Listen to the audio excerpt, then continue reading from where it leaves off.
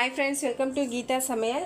மதிய சாப்பாடு பார்க்கலாமா? மாலை அமாவாசைக்கு என்னென்ன செஞ்சுருக்கோன்னு பார்க்கலாம். நல்லா சுட சுட சுட சாதம், பருப்பு பாயாசம் வச்சுருக்கேன். தேங்காய் பால் எடுத்து சூப்பராக இருக்கும். அதுக்கப்புறம் மசால் வடை சுட்டிருக்கேன்.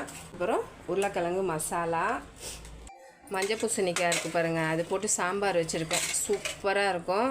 இன்றைக்கி அமாவாசையில் மஞ்சள் பூசணிக்காய், வாழைக்காய், கொத்தவரங்காய், புடலங்காய், அவரைக்காய், நாட்டுக்காயாக செய்யணும்.